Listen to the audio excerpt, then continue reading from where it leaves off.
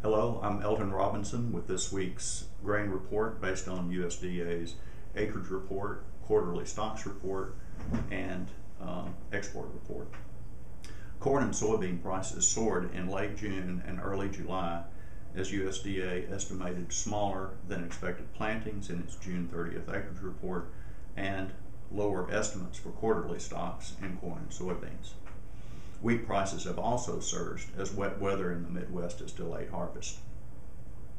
USDA estimated that corn producers planted 88.897 million acres of corn this spring.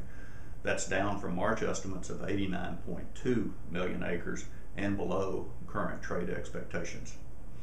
The agency estimated that soybean producers planted 85.14 million acres of soybeans this spring. That's almost 2 million acres more than last year, but about 500,000 below March intentions.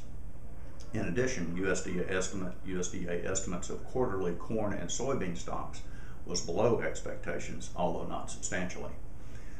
Traders and end users are now starting to worry that stocks could be much tighter than expected, and this is being reflected in prices.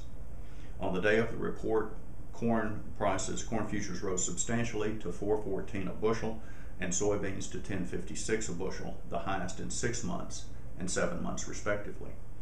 Wheat futures rose 34 cents to $6.15 a bushel despite higher than expected stocks and higher acreage. Traders are also concerned that there could be further reductions in the soybean acreage estimate because surveys were taken in early June, and weather since then is likely to have negatively impacted progress more than what the estimates are indicating. To address this, USDA will resurvey growers in 4 states in early July. The survey will be for cotton in Texas, sorghum in Kansas, and soybeans in Arkansas, Kansas, and Missouri. Any changes will be reflected in USDA's August 12th crop production report. Now let's take a look at how grain crops are progressing across the country. As of the last week in June, 75% of the U.S. corn crop is in good to excellent condition according to USDA. A few Midwest states, including Indiana and Ohio, report 21 and 14% of corn was in very poor to very poor condition. Those 2 states represent about 9.2 million acres of corn. Soybean plantings are significantly off the pace in Missouri, where only 62% of the crop has been planted as of the last week in June. Across the nation, about 94% of the crop is in the ground. Quite a number of states, including Indiana, Illinois, Louisiana, Michigan, Missouri, and Ohio, report 14% of the soybean crop or greater is in poor to very poor condition. Almost 93% of the sorghum crop is planted, but once again, Missouri is lagging behind with only 62% planted. In the Mid-South, producers who farm between the outer levee and the river are concerned that summer overflows could also negatively impact soybean acres there.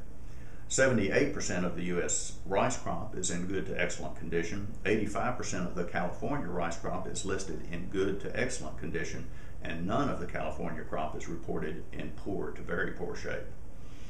Wheat producers are finally making some progress in winter wheat harvest, jumping from 19% harvested to 38% harvested in 1 week, but they're still lagging behind last year's pace and the 5-year average.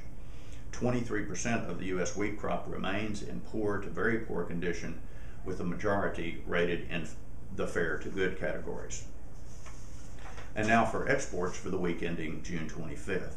In wheat, exports of 362,300 metric tons were reported to the Philippines, Iraq, Ecuador, Peru, and Mexico.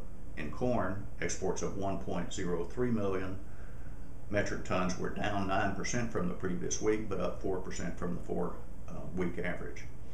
USDA reports sorghum exports of 57,300 metric tons were up noticeably from the previous week, but down 16% from the previous 4-week average. The destination was China.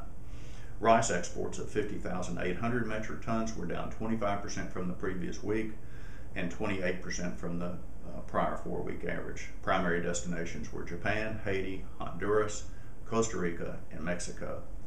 At 287,600 metric tons, soybean exports were up 92% from the previous week and 18% from the prior 4-week average. Primary destinations were Indonesia, Mexico, Japan, and Taiwan. That's it for this week's grain update. I'm Elton Robinson. See you next week.